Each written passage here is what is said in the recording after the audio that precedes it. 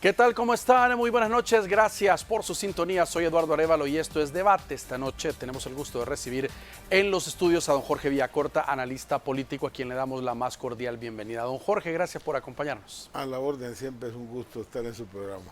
Buenas noches. Vamos, ingeniero, buenas noches, a hablar varios temas. Uno sobre esta modalidad que ha sido aprobada recientemente en la Asamblea Legislativa de votación en el exterior para las próximas elecciones, teniendo en cuenta que no el voto desde el exterior y electrónico pues ya había sido implementado, solo que en otro tipo de modalidades, si lo podemos llamar, algunos tipos de experimentos que se habían ido desarrollando, algunos con mayor participación que otras.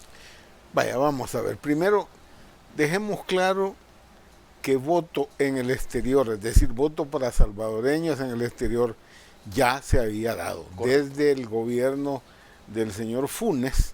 Me acuerdo muy bien que en septiembre él dijo que era su legado.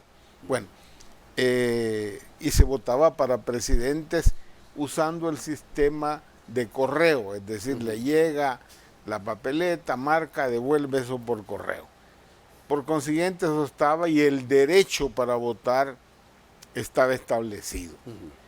Ahora el avance es por cumplir una sentencia de la Sala Constitucional anterior, por cierto, donde lo que dijo es que el derecho de los ciudadanos era igual y donde estuviesen, y por consiguiente tendrían que votar en las próximas elecciones, en este caso estas, para presidentes, para diputados, consejos municipales y diputados al Parlamento Centroamericano. Eso dice la sentencia. Ahora bien, la responsabilidad, según la decisión de la sala, es para que la Asamblea dé una ley especial para ese voto. Es decir, los que han sido responsables de lo que ha sucedido, que es el atraso de esto, es responsabilidad de los diputados, principalmente de Nuevas Ideas, porque tienen la mayoría. Digo esto porque uno de los problemas que se están señalando las personas en los medios y periódicos y lo que sea, es que esto está hecho muy a la carrera. Sí, pero los responsables de esto, perdóname, ya insisto, son los diputados. Si lo hicieron intencionalmente, veto a saber. Pero el punto es que ahora se va a poder votar entonces los ciudadanos en el exterior por presidentes y por diputados a la Asamblea Legislativa, es decir, en la primera elección, recordemos que hay 2 elecciones. Correcto. Porque la segunda es un mes después prácticamente para consejos municipales y para la y ahí no la se diáspora legisló. No participa. ¿Cómo van a resolver ese problema constitucional en el sentido de que no estarían cumpliendo una sentencia? Es responsabilidad del Tribunal Supremo Electoral. O la Asamblea Legislativa misma. O la Asamblea Legislativa misma. Pueden hacer varias cosas. La sala misma actual, dándole seguimiento a la sentencia, puede decir que por esta vez no, pero en la próxima sí. Tal como hizo antes. La sala anterior hizo lo mismo para permitir. Pero bueno, ese es un problema.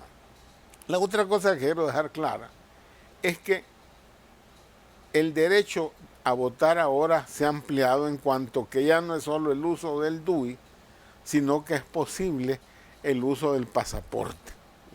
Esto complica y es lo que genera dudas en mucha parte de la población en cuanto a que si esto ha sido pensado con la intención de hacer fraude. Yo no puedo decir ni sí ni no.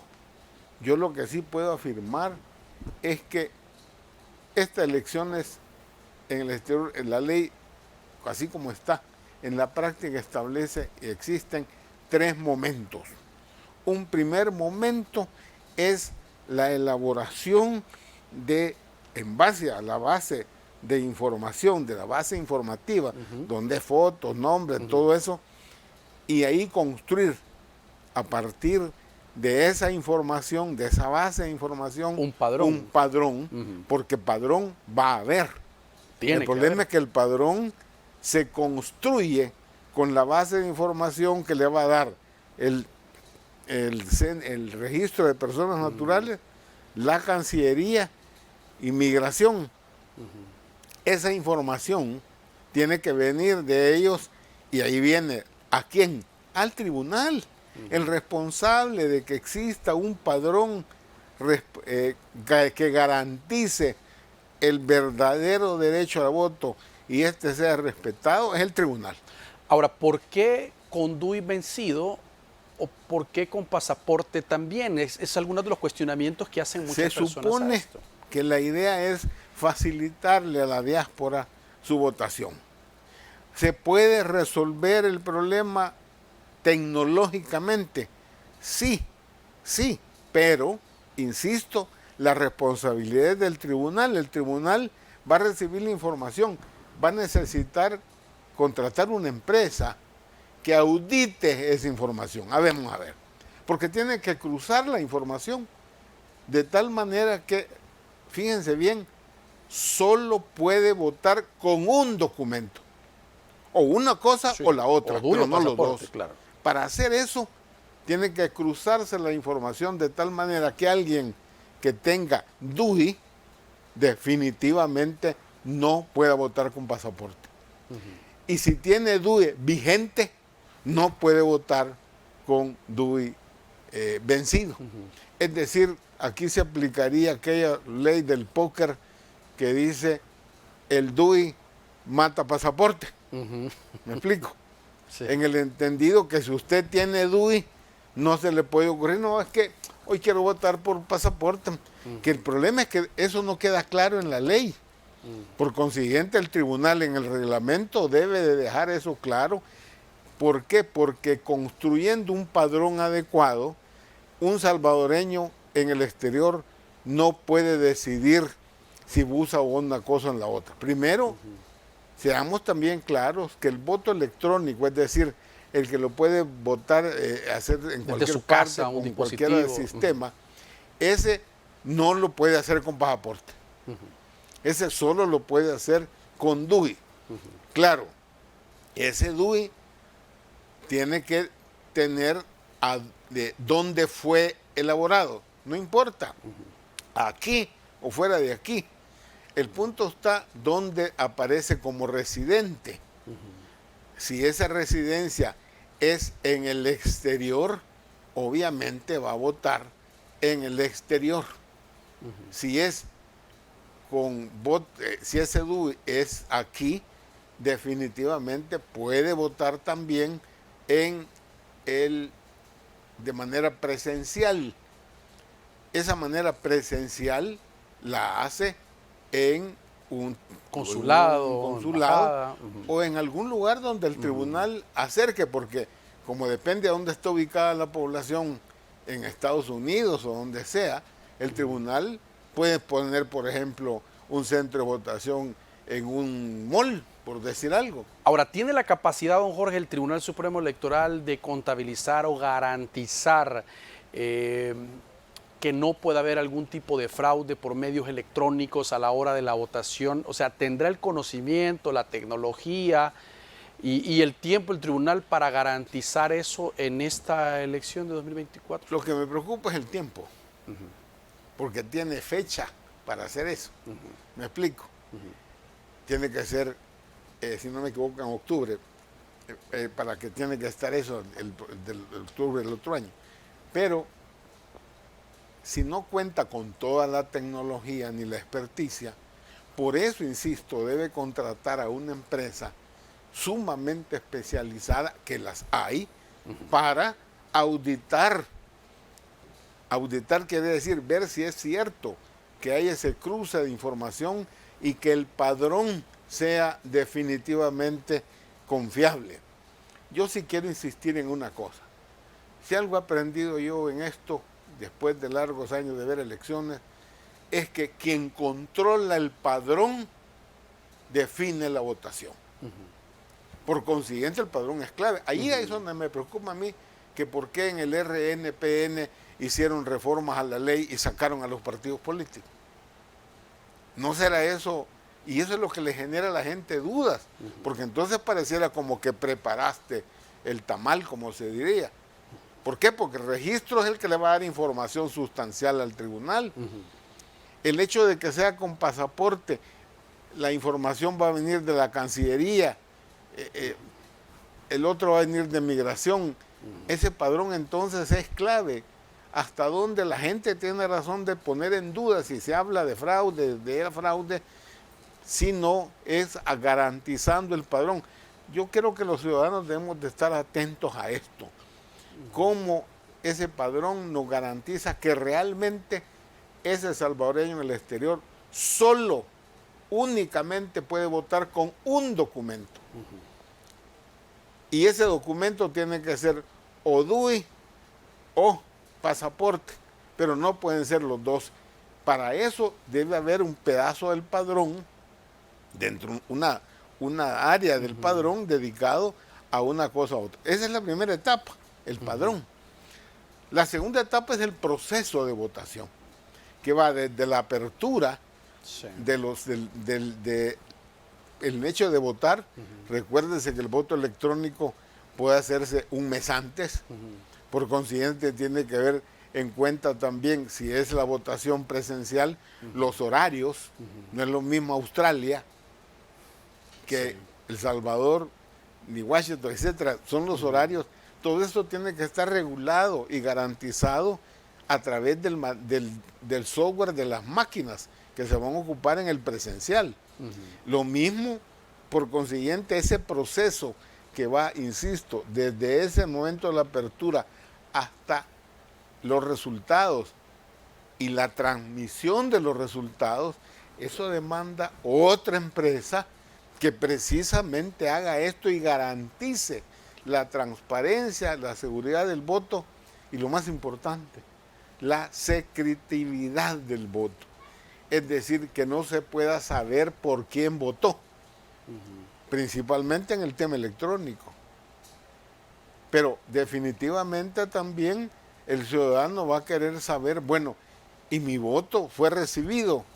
Genial, igual que usted va al banco, usted o cuando usted le pasa dinero a otra persona y le paga electrónicamente con su celular, cae una le aparece que claro. usted...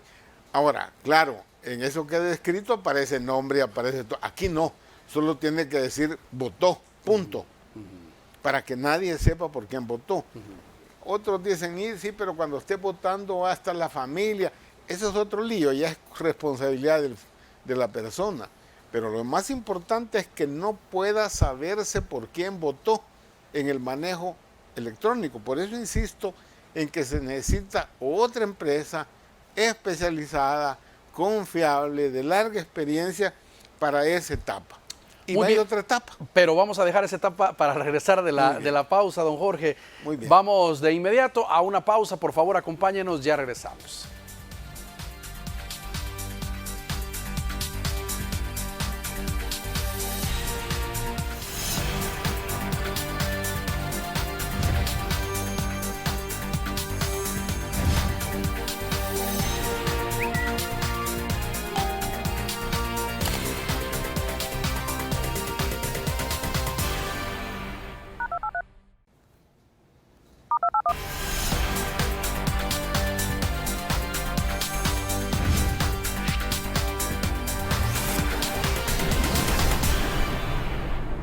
Muy bien, gracias por continuar con nosotros. Estamos conversando con el ingeniero Jorge Villacorta esta noche, don Jorge, y hablábamos de los pasos para concretar el voto electrónico, de las nuevas modalidades aprobadas en la Asamblea Legislativa, y nos decía que faltaba una tercera etapa importante en este proceso, ingeniero. Sí, la tercera etapa es el daño que puede haber desde el exterior.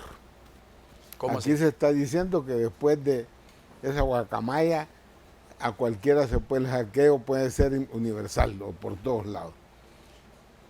Se necesita entonces otra empresa especializada que nos garantice un blindaje de la información, en el entendido que no es absolutamente al 100%, pues no sé, pero definitivamente hay tecnología para un blindaje, hay empresas especializadas en eso, como para reducir hasta donde fuese posible ese riesgo exterior.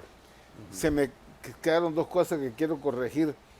Esto tiene que estar 8 meses antes de la elección. entonces estamos hablando de junio del 2023. O sea, el próximo Debe año ya. estar todo esto resuelto.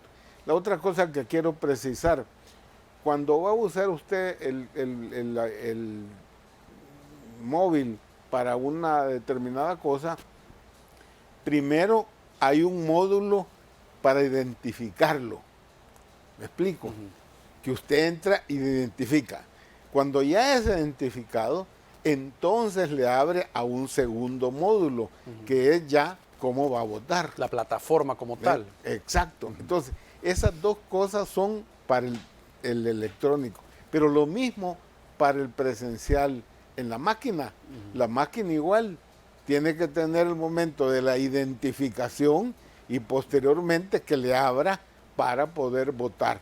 Entonces son 4 módulos. Todo eso, insisto, debe ser diseñado en la primera etapa, que es la identificación, en la segunda, que es el proceso de votación, y por último todo eso que tiene que ser encriptado. Dejemos preciso insistencia de que aquí la clave es ese padrón que se va a construir, y ese padrón debe de ser garantizado, auditado, y ahí es clave la participación de los partidos políticos. La Junta de Vigilancia debe de estar tecnológicamente lista para hacer eso, para revisar todo eso. Tienen que hacerse las pruebas previas, por eso el problema del tiempo. Tienen que hacerse las pruebas previas para ver si funciona eso. Tenemos que quedar claros en qué momento se abre, se está todo listo y cierra hasta para el día siguiente y que nadie pueda tocar nada de lo que ya quedó precisado, lo mismo que los resultados. Todos esos procesos la Junta de Vigilancia debe estar. Claro, no es posible, no está considerado en la ley que haya vigilantes de los partidos en los centros de votación. Ahora, el mismo sistema de partidos políticos o de proceso electoral, don Jorge, facilita eso por la misma desconfianza que hay de decir, no, yo tengo mis vigilantes para cuidar mi voto por partido. Eso en el exterior no habría representación en cada hogar o en cada distrito o donde se vaya a votar. Es casi imposible, imposible que se pueda realizar. Además, como el voto en el exterior también es electrónico, me refiero al presencial, sí. El presencial también es electrónico, no hay nada que estar tocando. No lo que va a recibir es un recibo, como hace en el banco, que usted ya votó. Tanto en el presencial, el tiquetito, que lo que se va a hacer es depositarlo en una urna, el tiquetito, de tal manera que al final el número de tiquetitos tiene que corresponder a la información que tiene la máquina de los que han votado, me explico, de la cantidad de personas que votaron. Si aquí votaron 100, debe haber 100 papelitos en la urna. Eso lo tiene que también hacer el tribunal, garantizar eso para esa revisión de que exista esa coincidencia. Esa auditoría también tiene que hacerse, hay que tener en cuenta claramente eso. Yo insisto, tiene una serie de aspectos que deben de ser resueltos en el reglamento. Segundo, la responsabilidad central es del tribunal, que es la máxima autoridad, y a partir de aquí ya el tribunal tiene la responsabilidad para implementar esto. Claro, si eso fue pensado con la intención de hacer fraude o no, insisto, yo no me puedo meter en eso en la cabeza. Hay espacio y hay dudas de la gente razonables de decir, mire, pero eso abre portones al fraude. Sí. ¿Cómo evitamos eso? El rol del tribunal, las compañías que contraten para hacer este trabajo. Insisto, lo más importante es el registro. Ese registro debe evitar que una persona tenga la opción de estar votando con un documento con otro. Esa información implica cruzarse información. Y la otra cosa que también está cuestionada, bueno, mire, pero aquellos ciudadanos que se inscribieron porque nacieron en Estados Unidos o donde fuera, nacieron y fueron inscritos y fueron llevados para ser salvadoreños a un consulado. esa gente nació y tiene residencia afuera. Su voto para diputados, ¿a dónde va a ir? A San Salvador. Sí. Eso tiene un problema, obviamente. Porque ¿qué va a pasar entonces? Dependerá del número de personas que vaya a votar y dependerá si esas personas que van a votar votan por un mismo partido, el partido de gobierno oficial, pues hombre, salen afectados, por lo menos en teoría, los pequeños partidos que a través de residuos hacen que exista representación ciudadana en un marco de democracia y de un sistema de representación como el nuestro.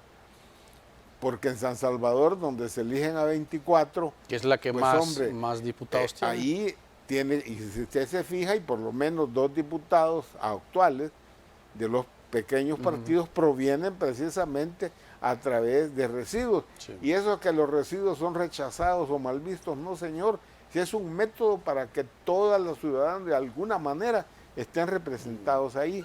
Ese aspecto parece ser que se están basando los diputados en una ley que viene desde hace muchos años que se llama, imagínense, Ley Transitoria del Estado Familiar. Transitoria y tiene más de 20 años de ser transitoria. Y el artículo también que se basan, pareciera, en el 189 del Código de Familia. ¿En qué sentido? En que, bueno, eso se refiere a que donde usted nació, si usted nació en Estados Unidos, ¿a dónde tiene su partida de nacimiento? En San Salvador. Sí, pero eso es de nacimiento. Estirarlo a que también la voluntad sea ahí, ese es otro tema de discusión, más de abogados que mío, como para decir, bueno, eso realmente es respetar la voluntad ciudadana. Yo he escuchado ya gente de diáspora protestando por eso. Quizás ese es el otro aspecto que queda entre tantos otros de dudas. Al final, tampoco podemos decir, como podemos decir, mire, esto genera dudas y preocupa para que pueda haber fraude, sí, depende de cómo se resuelven y por eso debemos estar todos atentos a cómo se resuelven los aspectos que he señalado en las 3 fases. Ahora, don Jorge, también es importante el tema de la misma participación de los salvadoreños en el exterior, es decir, hay muchos que en ocasiones anteriores sí vamos a participar y a la hora de contabilizar los votos no solo es un caso exclusivo de El Salvador, sino se ha visto incluso en México con tantos mexicanos en los Estados Unidos, la participación es bien poca y la inversión es muy alta, entonces debe de promoverse. Esto le corresponde al gobierno, a los partidos políticos, que la gente de verdad pueda participar si se están dando las facilidades y las condiciones para ello. Y esa participación debe de ser educada, consciente, es decir, saber sus derechos, saber las limitaciones que tiene y las responsabilidades que corresponden. Eso le toca al tribunal. Los partidos políticos también pueden hacerlo, pero la principal responsabilidad es del tribunal. Allá veremos si los recursos se los da Hacienda suficientes al tribunal para este tipo de elección.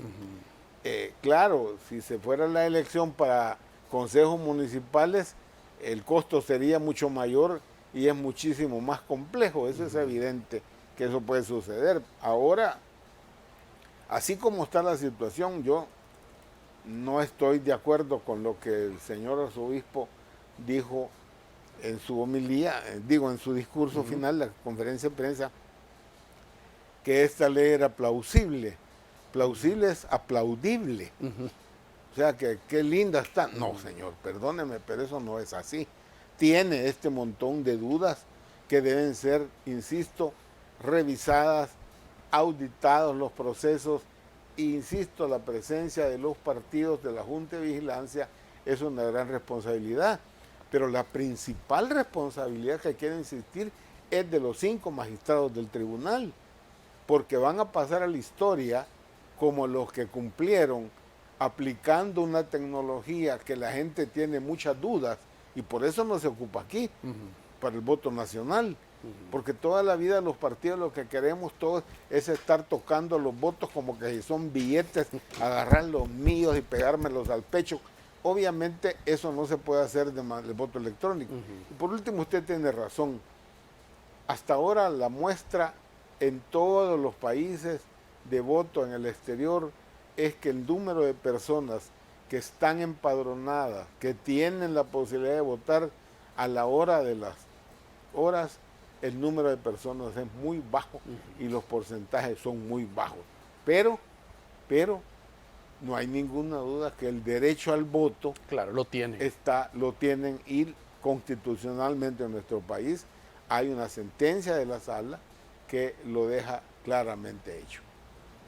Ahora, también está el tema de que muchos de la diáspora les daba un poco de temor registrarse, porque decían, si yo pongo mis datos, si yo actualizo, si voy a la embajada, después, si estoy ilegal, me pueden ir a traer y puedo perder los beneficios. Ese era un temor que existía hace algunos años de llegar y registrar todos los datos. El presencial es el problema que tiene. Correcto.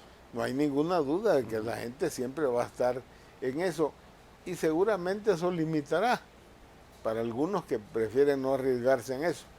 Además, depende de dónde se coloquen los lugares de votación, pero para mucha gente ir a un consulado más cercano se lleva un día y tiene que perder 2 días. En otros tiene que tomar avión para hacerlo. Todo eso son aspectos que deben de ser considerados porque no es quizás aquellos que están esperando, porque alguien me dijo, es que Nuevas Ideas está esperando 1,5 millones de votos. Perdone, creo que no va a ser eso, seguramente será muchísimo menos de eso. Tenemos la experiencia ya, claro, en tiempo pasado, no hay duda que la gente está posiblemente más interesada que antes en esto, pero bueno, no hay ninguna duda entonces que no es posible votaciones masivas para esto, que siempre es costo. Sí, pero es que la democracia cuesta. La democracia es cara. Es más fácil para qué andar con elecciones. O como están poniendo algunos memes, los resultados ya los tenemos, solo nos falta hacer las elecciones. No. Pero bueno, vamos a hacer una pausa y ya regresamos. Acompáñanos.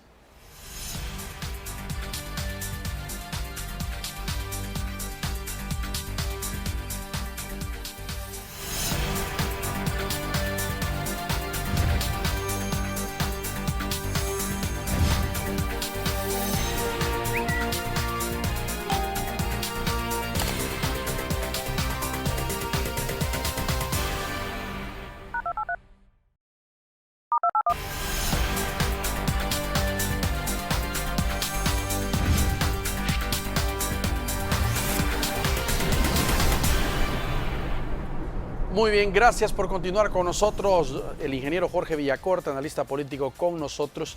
Ingeniero, hay otros temas también que queremos analizar, siempre con un tema electoral, y es las últimas encuestas que han estado saliendo, siguen dando una buena evaluación del presidente de la República, Nayib Bukele, pues hoy con mayor intención para las aspiraciones del presidente, después de que anunciara que va a buscar otra candidatura que lo llevara a una reelección. Por ende, las mediciones sí siguen incorporando la figura del presidente. No hay ninguna duda que la opinión pública es mayoritariamente favorable, importante la mayoría favorable al presidente de la República en algunas preguntas. En otras es distinto cuando se da, por ejemplo, de la confianza, ahí baja los porcentajes. Ahora, el presidente adelanta quizás su decisión, pero lo acompaña allí de unas frases de que no puede haber caballos de Troya, amenazan ahí a través de lo que le pasó al diputado Auerbach. Pareciera como que si se adelanta un poco para decir, bueno, a todo aquel que se le ocurra cualquier otra cosita, pues se acabó. Aquí solo los chicharrones míos son los que truenan, como decía un amigo. Y puede ser eso de adelanto. Ahora, que es inconstitucional, perdónenme, le pueden dar todas las vueltas que le den la gana. Ahora, como aquí estamos ya en un país donde eso no importa, ¿verdad? ¿Y qué pues? Como he dicho yo, que se llama El Salvador ahora, ¿y qué pues? La Constitución dice eso, ¿y qué pues?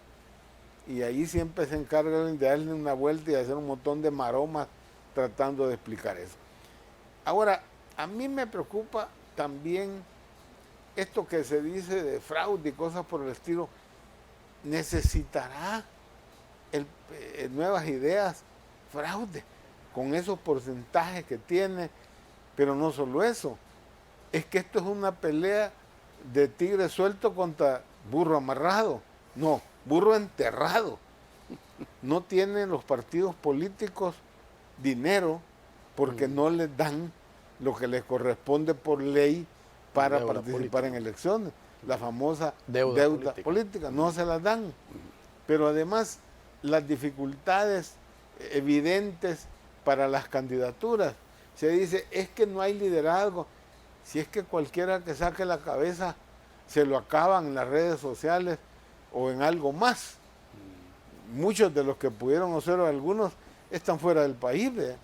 Entonces, ese tipo de cosas hace que además de lo que ya tiene de favorable el presidente, por dos cosas, por el tema de la pandemia y su manejo, que la gente consideró que le había servido, que las vacunas habían estado a tiempo, aquella atención personalizada que le llamaban por teléfono y le preguntaban cómo le iba a uno con el kit y cosas por el estilo. Y la otra cosa es, evidentemente, el reducir al mínimo la presencia de las maras en el tema de la extorsión. Yo creo que nadie está cuestionando de la necesidad de acabar con ese flagelo. Lo que se señala es que hay abusos con el régimen de excepción porque se le da exceso de poder, o por lo menos así es percibido por policías y soldados, como que tienen ahora cheque en blanco para hacer lo que quieran y el trato. Si además, si será cierto, no sé, que en un momento determinado al inicio se le dieron cuotas, tenés que llevar de capturas 500 diarios.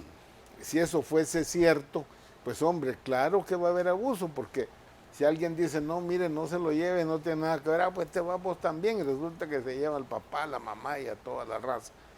Esos aspectos son las partes, si usted quiere, negativas, pero el peso de saber que ya no tiene extorsión la gente, que ya no tiene ese tipo de problemas, y aquellos que nunca fuimos extorsionados, pero que criticábamos, no solo criticamos, que condenamos enfáticamente los daños que le causaron a la población, los crímenes terribles de gente que la mataron, y todos esos aspectos le ha dado al presidente entonces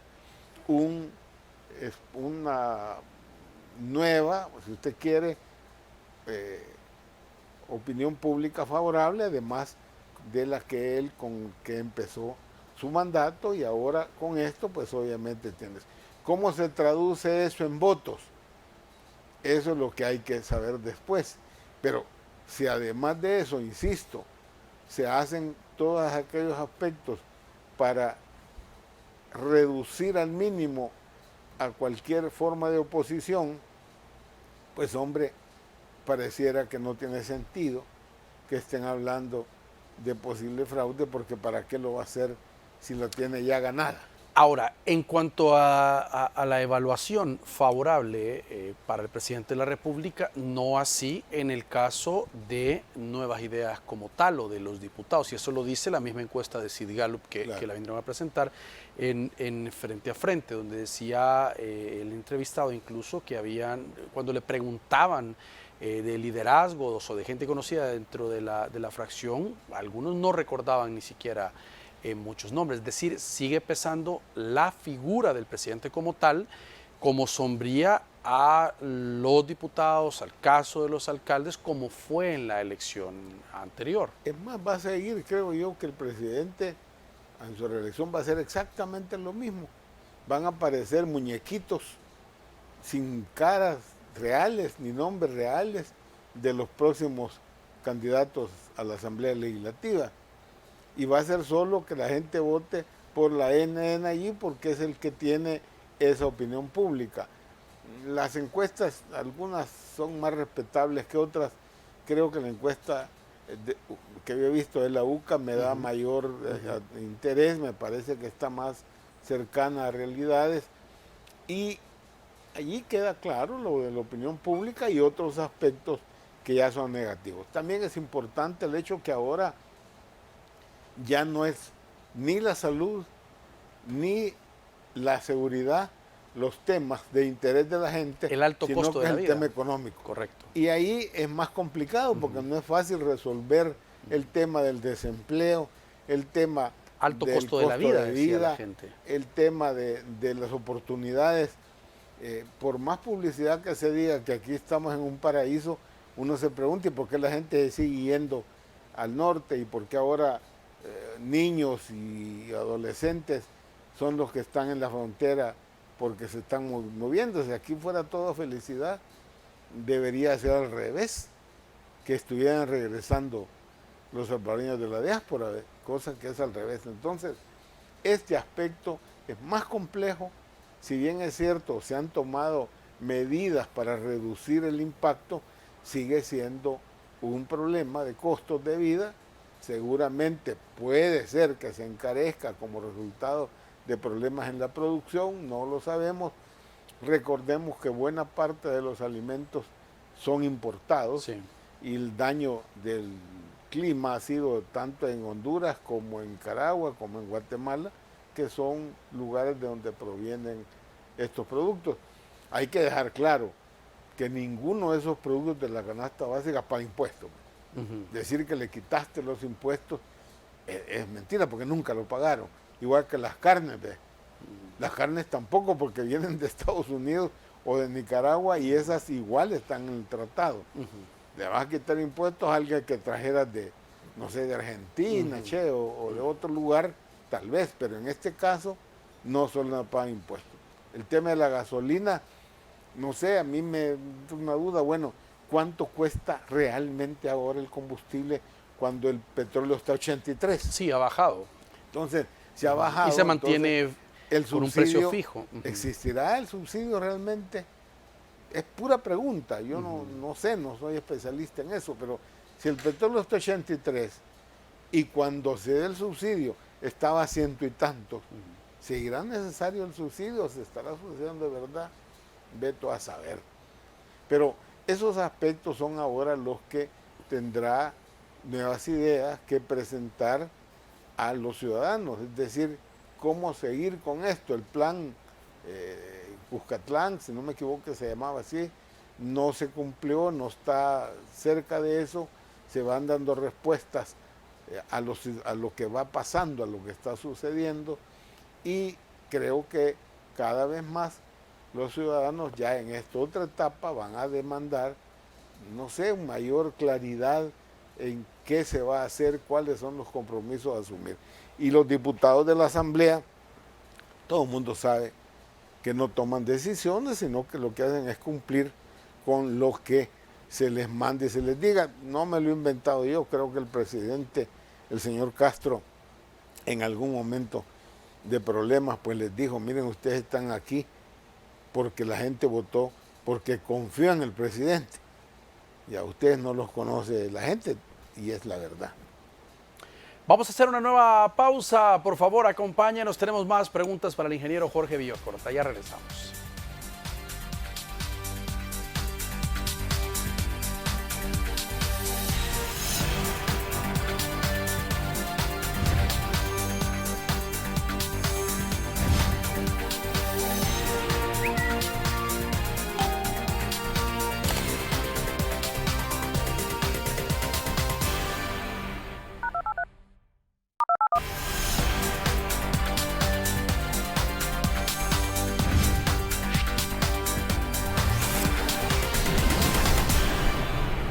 Muy bien, gracias por continuar con nosotros. Estamos con el ingeniero Jorge Villacorta haciendo análisis temas electorales políticos.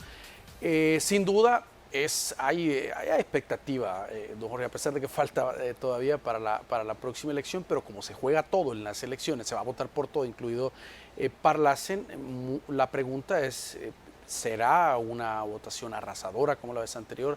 La gente ya identifica, por ejemplo, al alcalde de su municipio, sabe si hizo o no hizo obras, sabe si no los pudo hacer porque no tenía los fondos o simplemente los tuvo y no lo hizo. ¿Será que hoy la gente va a tomar la decisión más que por una bandera, por decir, evaluar directamente al funcionario en turno o en el caso de los departamentos, la gente votará por una bandera o realmente evaluará el trabajo de un diputado?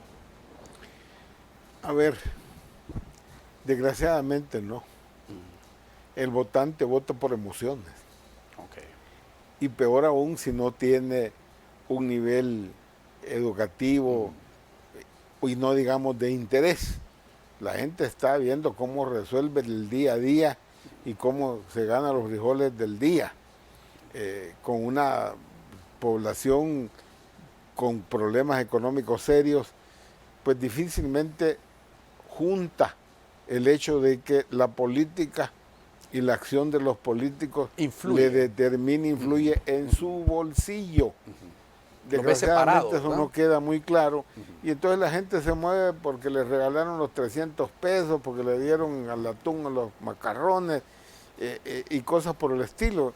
Desgraciadamente digo, hay un alto porcentaje de la población que su decisión es emotiva, por eso es que el marketing electoral se ha convertido en toda una forma ya de cultura de cómo manejar la opinión ciudadana. Creo que esta vez el hecho de que las elecciones importantes son las nacionales, las que se van a dar aquí. Claro. Por consiguiente, el hecho de separar dos elecciones, dejando la primera presidentes y diputados, que implica entonces la definición, uno, del Ejecutivo, pero dos, cuál será la correlación de fuerzas en la Asamblea.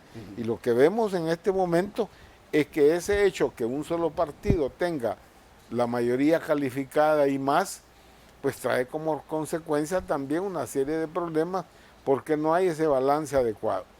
También estamos en un proceso político en el que las instituciones responden a una voluntad prácticamente de una sola persona. Es una realidad, porque los compromisos de cómo fueron nombrados tanto magistrados como a jueces, hasta la procuradora ahora, hace que todo el mundo se dé cuenta de la posibilidad de que estas personas toman decisiones en base a eso.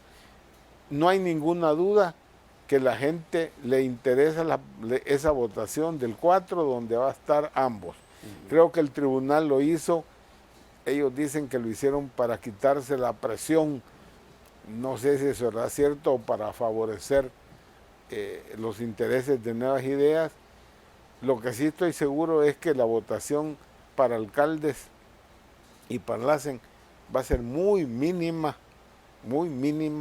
porque la gente simplemente ya votó por lo importante y aquello. ¿Por qué no es importante los alcaldes? Hombre, porque en este momento, perdóname, los alcaldes son figuras decorativas, no tienen dinero para nada. Por consiguiente, no son aquellos que pueden resolverle, como en el pasado, las demandas de la gente directamente. Porque es el alcalde el que conoce lo que le sucede a cada municipio. Al eliminar todo lo que era el sistema de la centralización, descentralización, todo lo que implicaba, y eso es lo que la gente no entiende, el sistema implicaba dar democracia, darle democracia a las decisiones a la gente de manera directa en su municipio. Claro, lo contaminaron con abusos de alcaldes que tomaban decisiones y manejo, corrupción, etcétera. Sí, pero el hecho de ahora quitarle todos los recursos y centralizarlos, pues tiene los problemas que estamos viendo. Por consiguiente, a la gente también, el municipio le va a parecer ya no de la importancia del pasado. Y creo que ese va a ser un fenómeno donde la votación siempre ha sido menor para alcaldes y para diputados del Parlacen peor todavía, porque la gente no tiene ni idea ni siquiera qué hace el Parlacen, y desgraciadamente los diputados del Parlacen no hacen la tarea que corresponde para que la gente valore lo que es la integración y la necesidad de la integración. En el caso de los partidos Arena y FMLN, algunos dicen que este es el cartucho decisivo, es decir, que algunos encuestas dicen que podrían llegar hasta desaparecer, otros que podría ser un momento importante para recobrar una porción de terreno perdido. Veremos, hay mucha gente decepcionada, con toda razón, de cómo los partidos actuaron. Otra gente simplemente quedó hastiada de ese permanente pleito Arena frente en la asamblea que no dejaba funcionar. La gente se hastió de esa confrontación absurda. La gente también se aburrió y rechazó lo que llamamos la partidocracia, es decir, el abuso de las cúpulas de los partidos en mecanismos de corrupción y de otros vicios más, nepotismo y cosas por el estilo, arreglos debajo de la mesa o de los famosos maletas de colores. Todo eso significó un rechazo. ¿Y quiénes eran los partidos que estaban? Eso fueron 30 años en los que había esos dos partidos.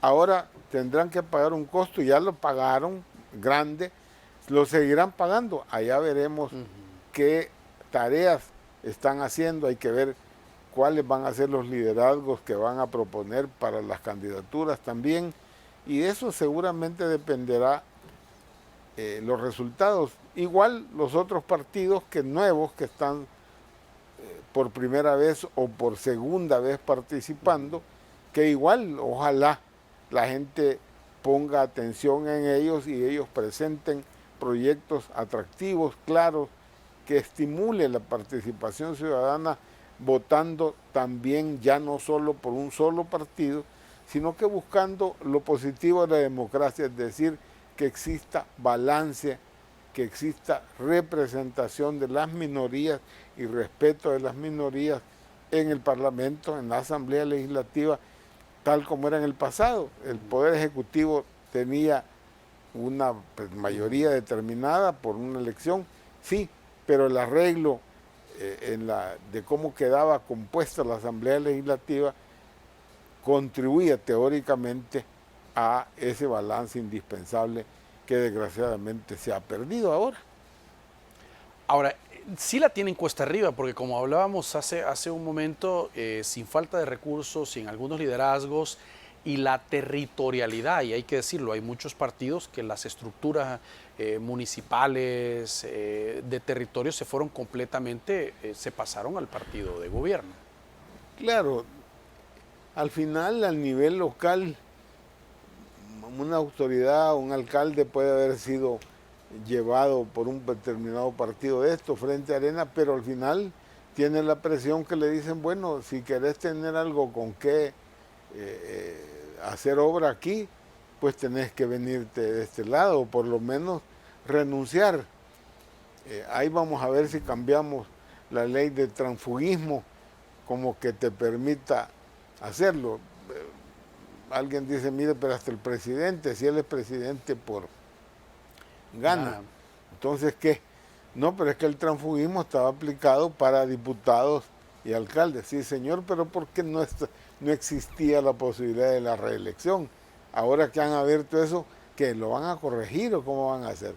Entonces son partes de la película que todavía faltan otros capítulos de esta telenovela para saber cómo será el proceso que vamos a tener en el 24.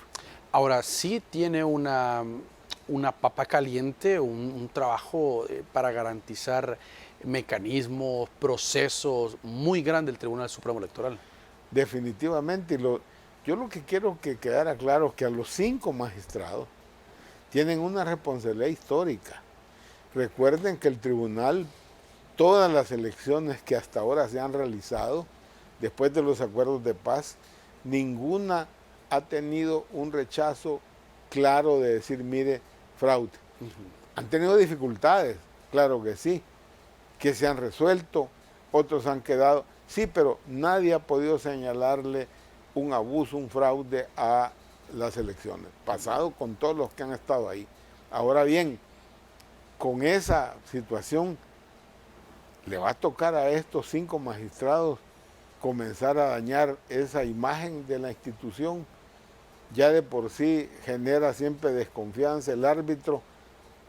Muy difícilmente un árbitro sea absolutamente confiable para todos, pero creo que esa responsabilidad casi es un tema personal.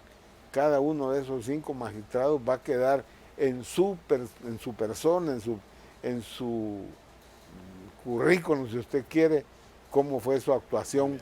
Y yo espero que actúen a derecho y sean capaces y tengan la valentía, y no solo eso, el sentido responsable de patria, de patriotismo, para cumplir con su función como debe de ser. Muy bien. Don Jorge, gracias por acompañarnos esta noche. A la orden, muy buenas noches, un gusto. Y gracias a ustedes por su sintonía, que descansen su cita con nosotros el día de mañana. Les esperamos.